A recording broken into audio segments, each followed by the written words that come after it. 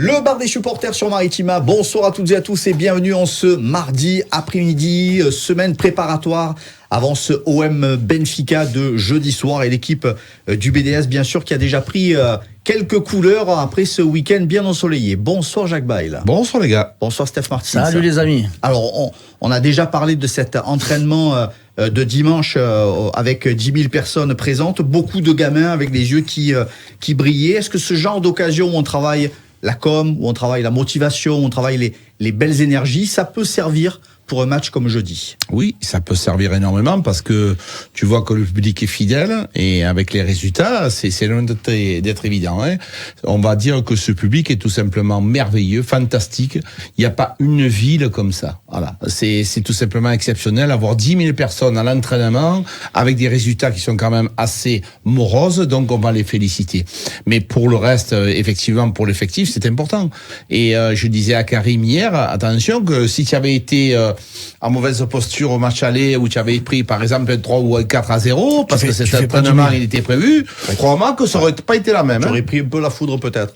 Jaco parlait aussi de l'importance du travail du staff dans la préparation de ce genre de match. Tu as un but de retard, tu as un but pour revenir à égalité, tu as un but pour se qualifier avec l'espoir qui renaît, comme disait Jacques. Rien n'est fait, mais tu peux le faire. Mais bien sûr, c'est pour ça que ce but de Aubameyang est combien important, parce qu'à 2-0, tu te dis, bon, il faudra en mettre 3 pour te qualifier sans en prendre un.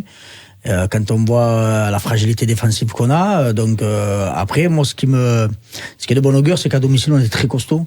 Une seule défaite, malheureusement, face à Paris, mais sinon, tu es très, très, très costaud. Donc, il va falloir retrouver cette solidité-là. Et être très efficace sur la moindre action que tu auras offensivement, parce que tu n'as pas le droit de te manquer dans ce genre de match-là, parce qu'on l'a vu au match aller, Benfica, dans la verticalité et en contre, ils ont piqué 2 fois, ça fait 2 buts. Faire de ce match un rendez-vous à grosse charge émotionnelle, parce que c'est souvent avec ce petit supplément d'âme que tu fais la différence dans ce genre de match. Alors, oui et non, Marco, parce que il faut pas que tu te, dans ce genre d'événement, que tu aies un mauvais dosage d'agressivité. Voilà, et c'est pour ça que je disais que le staff est important. Personnellement, j'ai eu la chance de vivre ces événements. Il faut se rendre à l'évidence que le match est important, mais il faut aussi ne pas sortir du match. Donc c'est pour ça que je te disais, le rôle du staff, il est très très très important. Alors j'ai lu certains commentaires de gens qui disaient ouais, mais s'ils sont pas motivés pour ce genre d'événement, on dit pas qu'ils sont pas motivés, on est en train de leur expliquer comment on va jouer et dans la manière que l'on va jouer dès les premières minutes au niveau de l'intensité, il va falloir montrer tout à fait autre chose pour pouvoir récupérer le public avec toi parce que dès les premières minutes, selon l'intensité que tu mets dans le jeu, tu vas récupérer le public avec toi. Et on sait que les Marseillais, ils aiment la grinta, la passion. Alors attention, une agressivité pas débordante, commençons pas à prendre des cartons jaunes dans les 15-20 premières minutes. Donc tout ça, c'est une causerie qui doit être importante et bien gérée de la part du staff. Les sublimer, pas les surexciter. Voilà, bravo.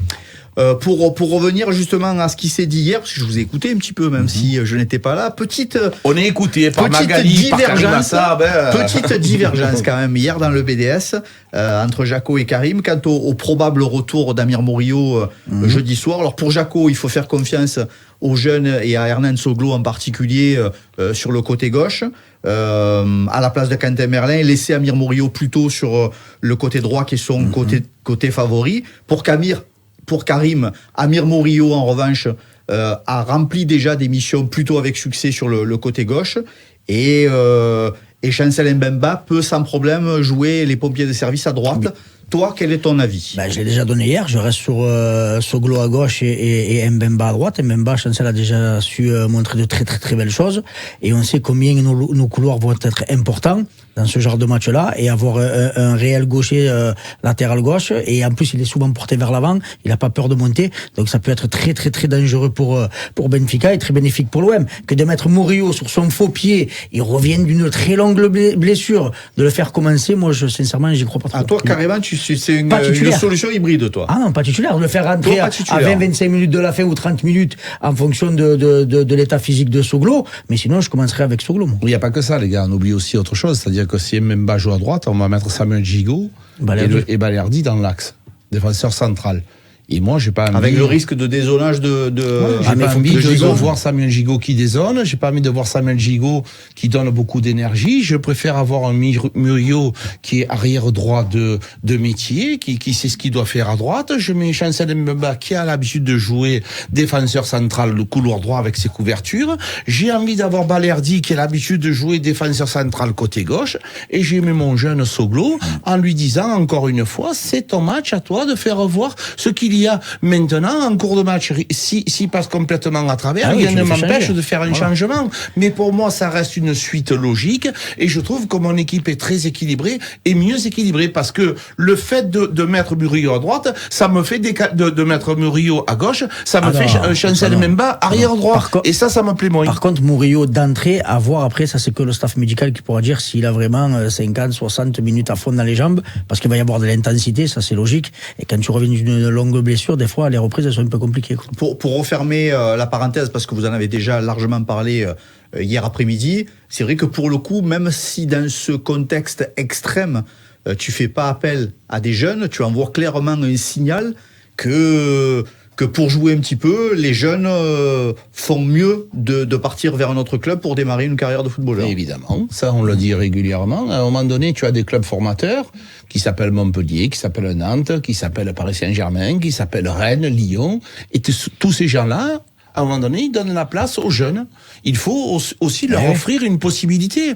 Chaque fois dans ce club qu'on met un jeune, on dit c'est pas le moment, c'est trop tôt, c'est trop tard, il va voir ci, il va voir là. Non, un jeune, il est plus très jeune.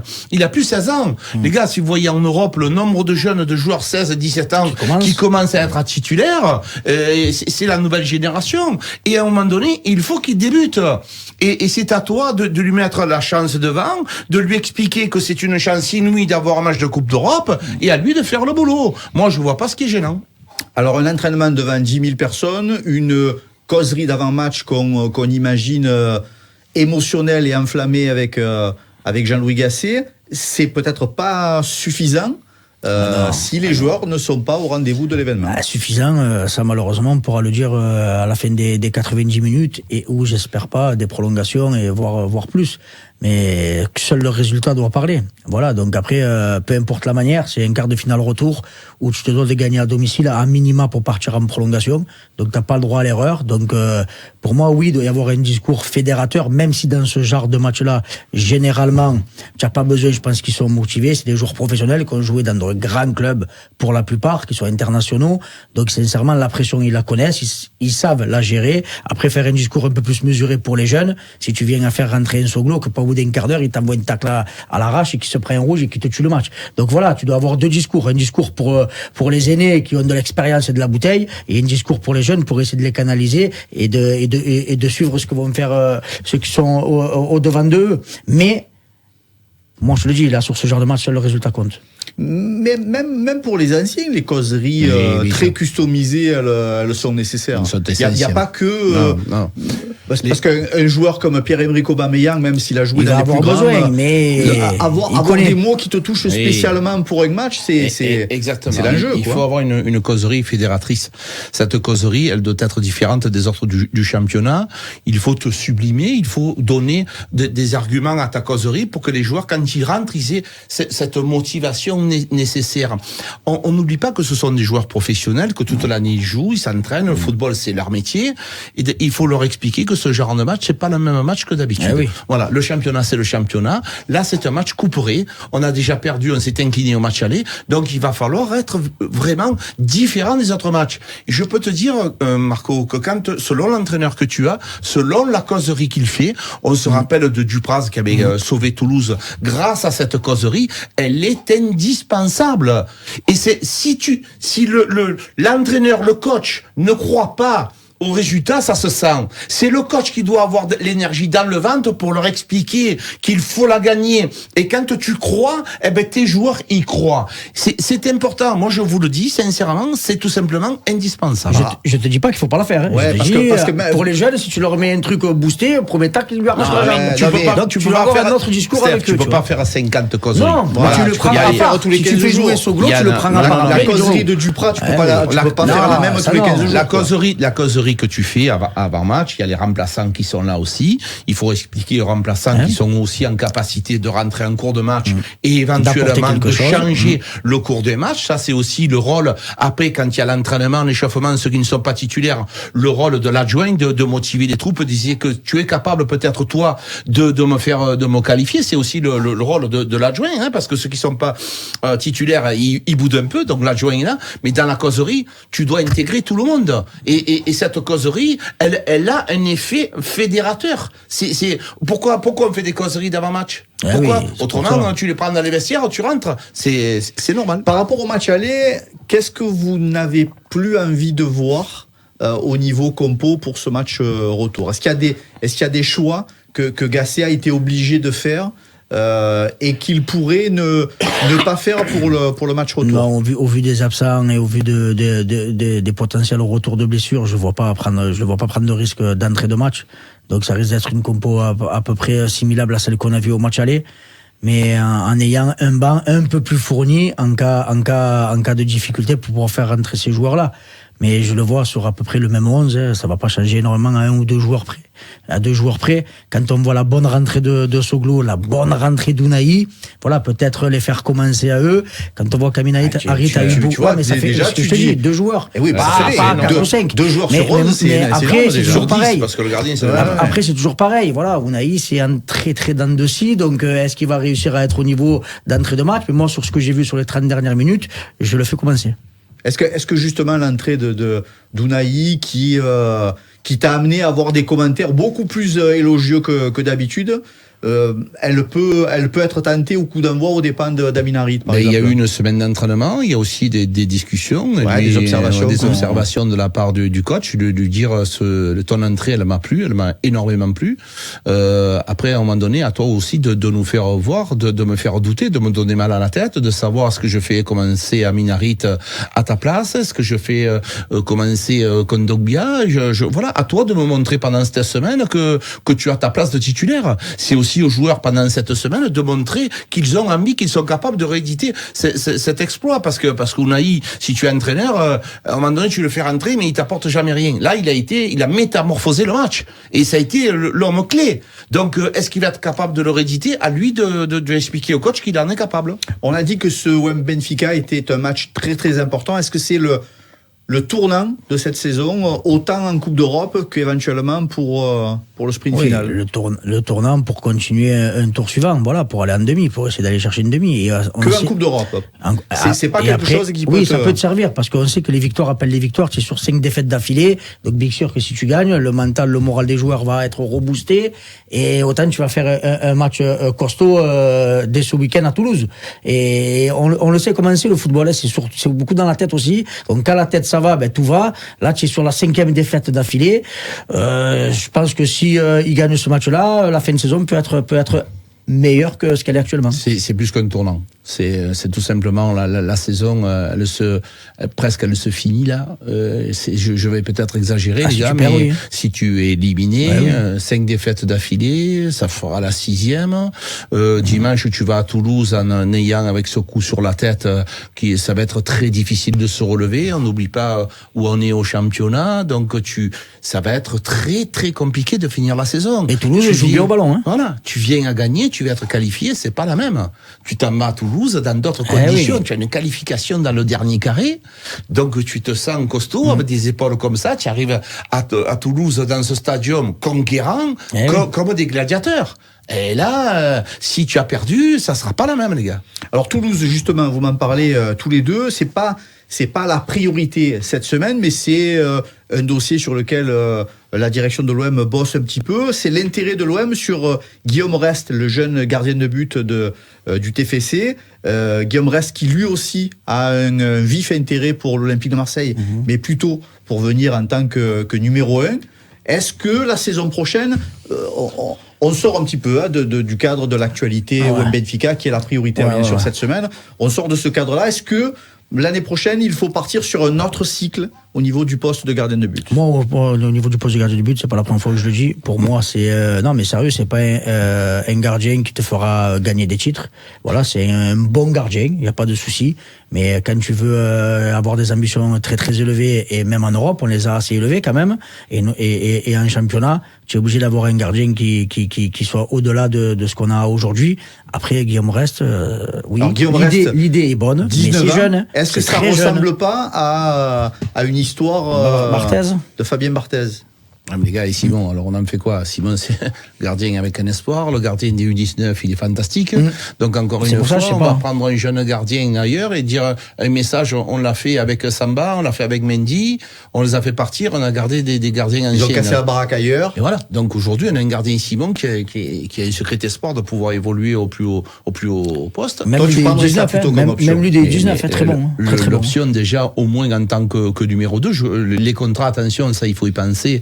Lopez, Karim nous l'a répété à plusieurs reprises, il a un contrat assez long. Par contre, si tu me fais choisir, il faut dissocier l'homme et le joueur. L'homme, pour Lopez, c'est un super garçon. Il assume ses responsabilités, droit dans ses bottes. Quand il faut être là, expliquer les choses, il les explique. Par contre, en tant que gardien, moi, j'apprécie pas du tout. Je pense que, comme disait Steph, c'est un gardien moyen et il nous faudra un autre type de gardien. Un bon gardien qui n'est pas suffisamment décisif pour aller chercher des ambitions très très très élevées, non. Pour moi, non.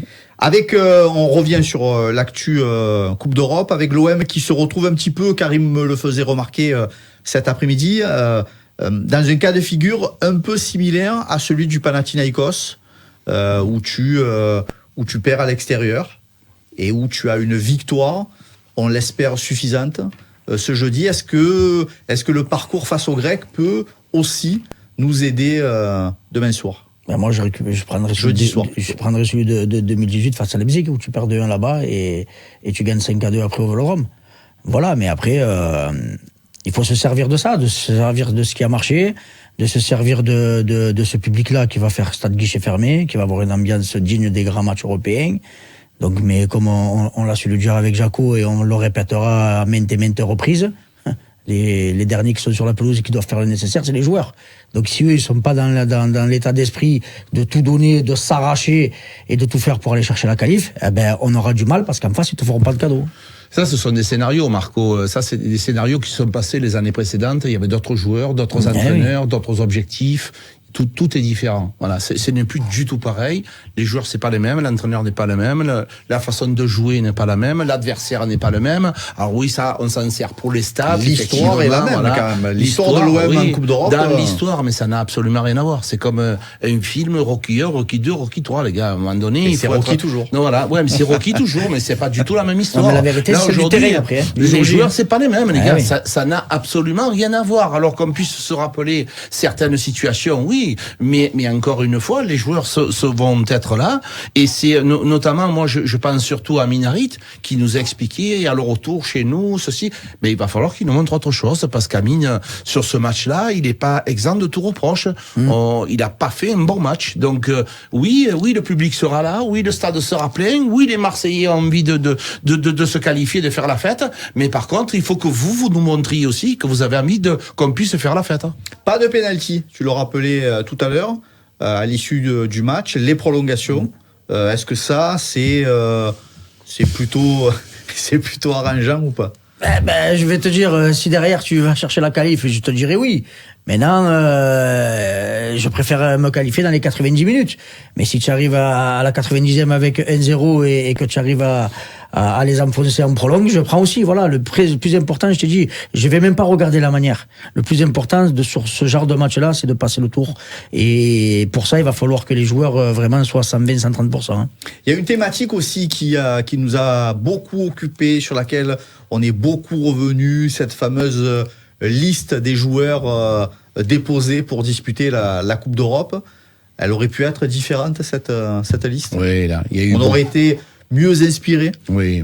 Rien qui va cette année, en fait. Il y a eu beaucoup d'erreurs. Alors évidemment, il y avait l'histoire Pape Gay. Là, jusque-là, ok, il arrive au Nana, un milieu de terrain qu'on prend, qui est pas qualifié, Garcia, donc ça fait beaucoup trop. Donc ça, on va pouvoir en parler, le bilan, si tu es éliminé, il y aura forcément, Pablo Longoria aura des comptes à rendre, automatiquement, en nous expliquant pourquoi ils avaient choisi cette situation. Et il y a des joueurs, moi notamment, Pape Gueye, même si il y avait des histoires auparavant, je trouve que ça a été de part et d'autre, parce qu'il y a eu des erreurs de la part du côté de Pape Gueye, mais il y a eu aussi des erreurs de la part de l'Olympique de Marseille sur la gestion. C'était un joueur talentueux. Ce mec-là, il fallait le bloquer beaucoup plus tôt. Allez, OM Benfica, c'est jeudi soir, 21h sur la pelouse du Vélodrome. Conf de presse préparatoire demain avec Karim. On sera là en fin d'après-midi pour parler de cette conf, pour débriefer tout ça. Merci les frérots, c'est tout pour ce soir.